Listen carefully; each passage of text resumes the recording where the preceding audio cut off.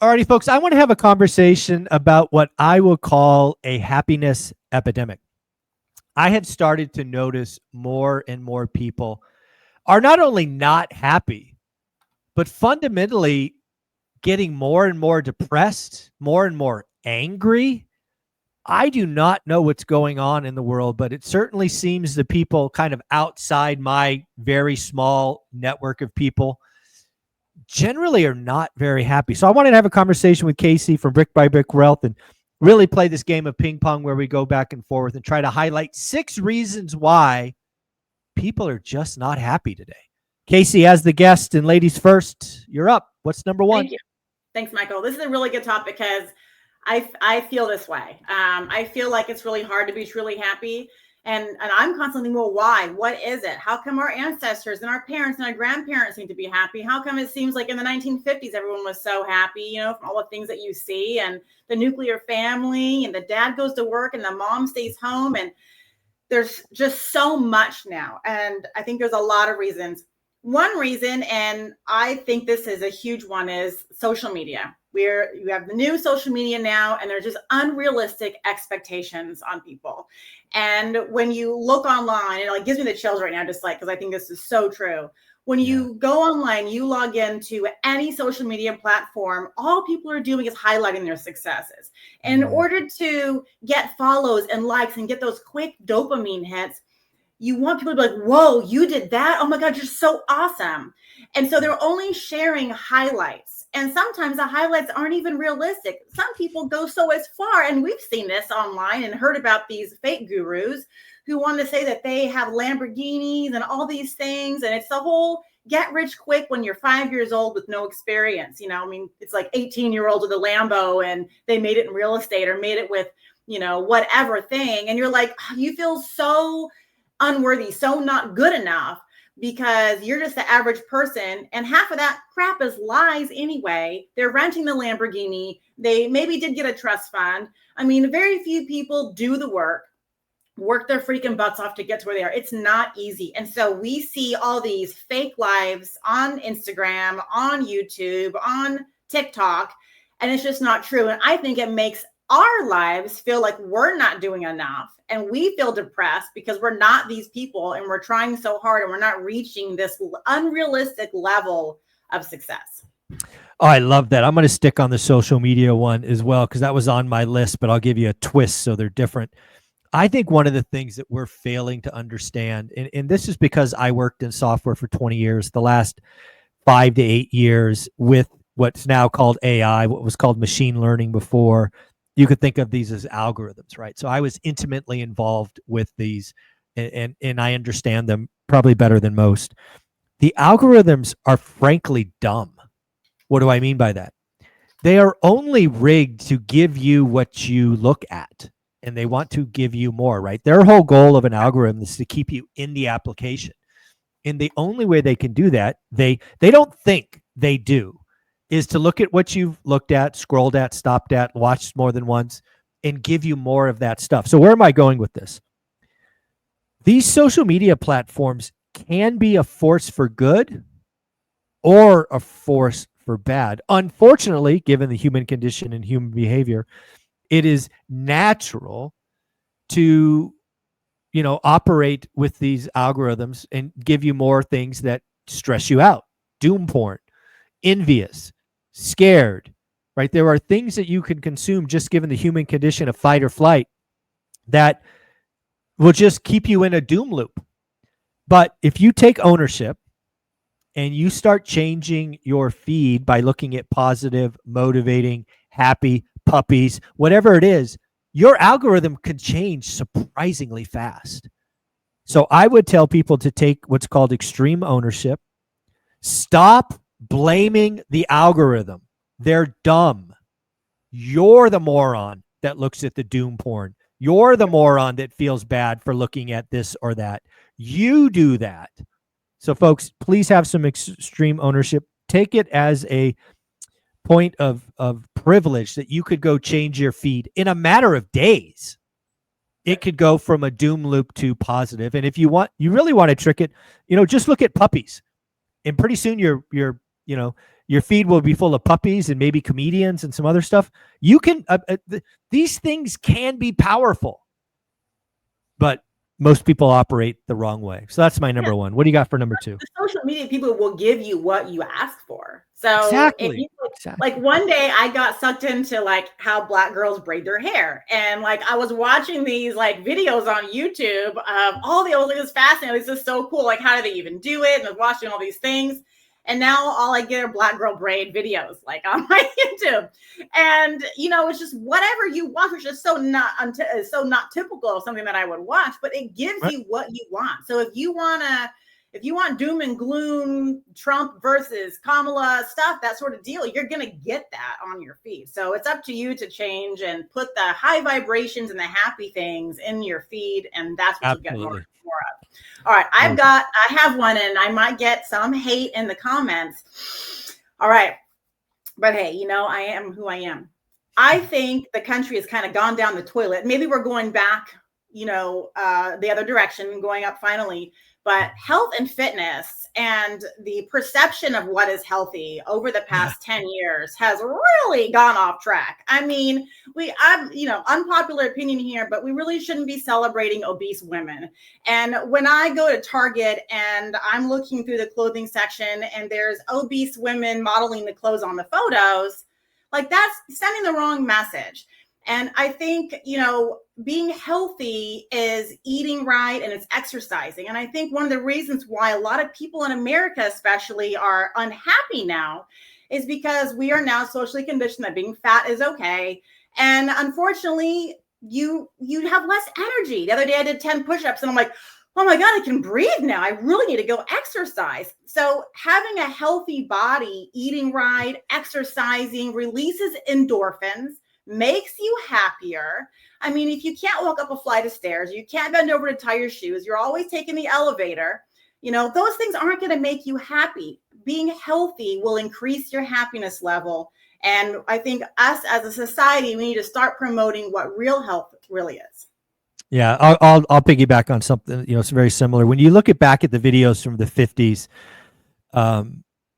we didn't have cell phones. We didn't have endless amounts of screens, right? These screens that we have, the iPads, the phones, the TVs, the this, the that, you know, endless amounts of TV channels and, you know, Hollywood studio, this and that. We used to go outside, right? We used to interact outside, right? Getting sunlight, moving the body. You know, we didn't have endless amounts of food options that are designed to make us addicted. It was easier to be healthy then because we moved our body, we went outside, and you know our food options were definitely limited, right? And it's really funny you bring up health because again, as my channel knows, I'm on a how healthy can I get kick for 2025 is my hard challenge, and it's remarkable. You know, I started walking, like for example, just how crazy I am. Olivia was out of town for a week, so what did I do? I inadvertently, this wasn't planned. I walked almost 210,000 steps in 7 days. Wow. That's almost 30,000 steps a day. But you know what happened? When I looked at, because I have an app on my phone, I have this scale, not sponsored, called Hume Body Pod or something. I lost 2.1 pounds. My body fat went down 1.5 points, and I gained 1 pound of muscle. Now, again, I didn't just walk 210,000 steps. I worked out hard 4 days a week. And it's just amazing, right? Now, I don't recommend walking 210,000 steps in a week. I frankly don't recommend walking 30,000 steps a day because your feet will hurt, your ankles will hurt, all that stuff. But it's amazing just how moving the body and how, like, that's a dramatic change for 7 days. You don't typically lose 1 pound or 1% over body fat in a week. So yeah, I think there's a lot that we can look at in the 50s and go, what did we do then? You know, I don't know that happiness could be compared, but people looked a lot happier, right? They were out, they were interacting with people. Yeah, maybe it's the photos, but I mean, gosh, you know, I really feel like they were. Now, like my parents were born in the 50s, so they didn't really get to experience what a family was like in the 50s. They were growing up, so they were very young. You know, but there's still people out there that know what it was like to live in the 50s. And I bet they'd say it was better. Yeah, I bet. I bet. So, what do we got for third and final Okay. one, Casey? What's the third one? Consumerism. Oh, So, yes. Yeah. so, and it like kills me. Another like chills moment. Consumerism is destroying us. We are so unhappy. We have to have the latest this and the latest that and the newest iPhone and the Louis Vuitton bag. And there's, okay, here we go. My daughter was in Girl Scouts yesterday. She's in 8th grade. They did their final 8th grade project. And normally the troop leaders will put together an event for like end of year. Instead, the troop leaders put together like a gift basket for each of the Girl Scout girls with Girl Scout fund money, because we have a whole bunch of money. We didn't even sell cookies this year. We had so much money for the troop. But Juliet brought home this gift bag, and it, I mean, I'm like looking at the stuff. I'm like, there's like a full-on Stanley cup. There's all sorts of these beauty products that I'm like, this is at least a $200 like gift bag. And so she went online out of $350 worth of stuff. And Julie's like, this is trending. This is trending. And she's so excited because she got all these makeup products and lip gloss and hair stuff. And that's trending. This trending stuff is consumerism. My daughter's a little girl down the street. They just moved away, but she's so into consumerism. But an 11-year-old knowing all the popular this and that, having to have name brand XYZ. I'm like, this is what keeps people poor. And when you feel you're alluding to be happy, right? You're looking at all my stuff. I'm so rich. I'm so happy. But you go home and your bank account is negative. You're owing interest on your credit cards. That's not real happiness. And when we feel like we have to buy the world to prove to other people or buy because it's popular, I mean, I really feel consumerism is a big issue for happiness. And if we could just tone down and appreciate the real things in life, our family, health, wellness, getting outside in the sunshine, reading a good book, seeing people in person instead of only chatting online. My son loves to play video games with his headset and talk to his friends. I'm like, let's have them over to the house so you can play in real life instead of online. Yeah.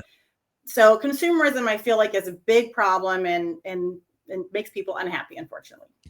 Yeah, the third one I'll go to, and again, we're kind of all circling this, is comparison is the theft of joy, right? I think when you start comparing yourself to other people, it just steals joy. It steals happiness. It's really funny for me to think, I heard these stats, I think I'll be close. If you have a roof over your head, I'll mess it up, but you're like in the top, I don't know, 30% of wealth when you think about the world population. If you have food in the fridge and this, that, and the other, you're in the top 12%. Most people watching this, what do you have? You have access to the internet. You have an electronic device. You have probably Wi-Fi. You probably have a home, at least one car.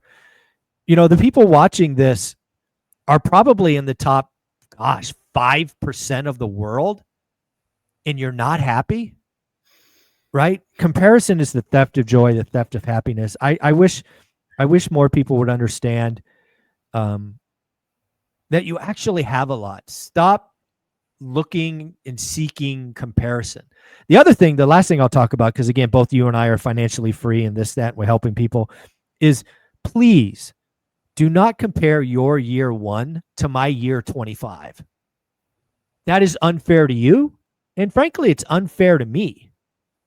So that is my third and final one. Casey, any closing thoughts, a bonus one, anything you'd like before we wrap this up?